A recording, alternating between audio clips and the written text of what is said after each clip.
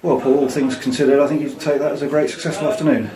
Yeah, great one for the club. To have nearly 2,200 people here, is testament to the work that the guys have put in to get, the amount of people through the gate. I think 20,000 leaflets, someone was telling me. And it was fantastic to see that many people at the ground.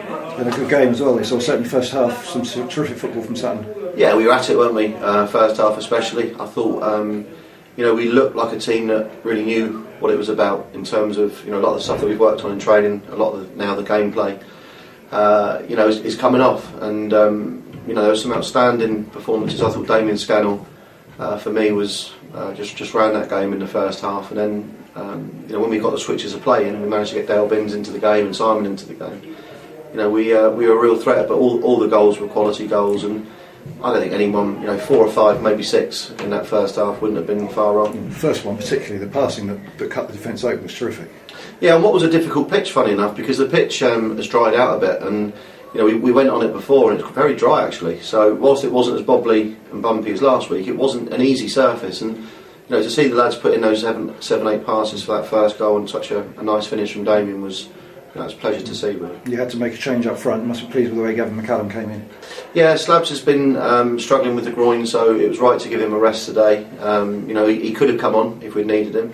But Gavin's been knocking that door, and I think he played really well for Tonbridge in their spell. And since he's come back, he's patiently waited for his chance. And I thought, again, his work rate, in particular with Jamie, was outstanding. And the second half as well, making the fourth goal for Dean. Yeah, that's right. Well, they're really good friends off the pitch as well. I think they used to lodge together, so... I think Dean might be buying him a meal out on that. But again, I always say that with Dean Sinclair, he'll nip you a goal, and that's the amount of late runs he makes in the box is very hard to pick up. And I thought that was a great finish for the fourth. Yeah. It seemed to be quite a strong breeze out there today. At 3, turning around 3 up. Were you keen to concede one, obviously in the first 10 minutes of the second half?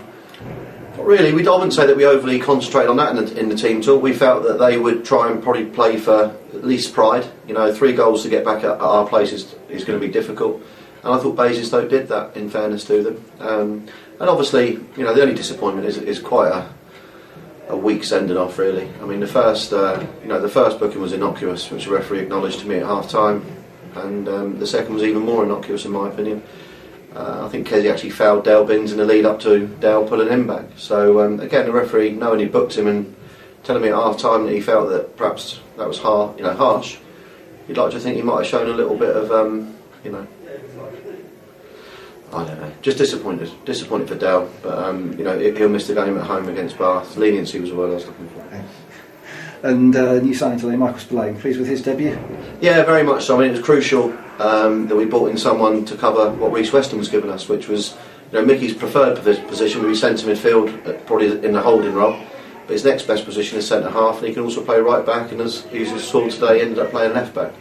And he's one of these players that is happy to help the team, and that's really important. He's come in, we've been chasing him for probably about 3 or 4 weeks after Reece's injury. It took him a bit of time to decide to come because he wants to play at the highest level he can.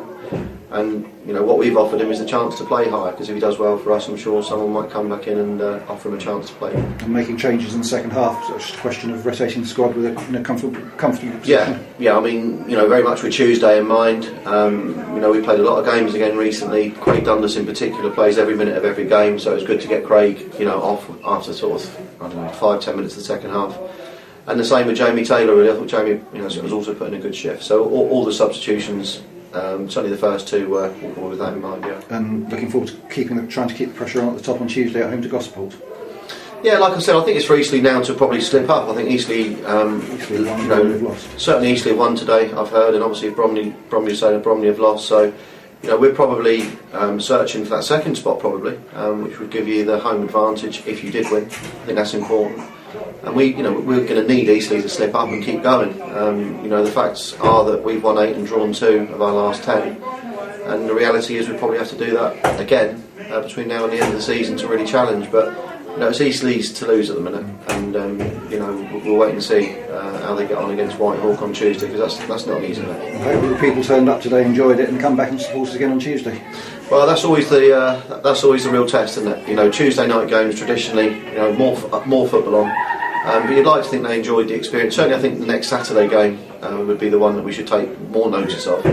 But I'd just like to say, with regards to Tuesday night, that we're playing a team that's done fantastically well to get to Wembley. We're quite jealous of them in our dressing room, but I think Alex Pike and his team deserve a massive amount of credit for getting there. And good luck to them on Sunday as well.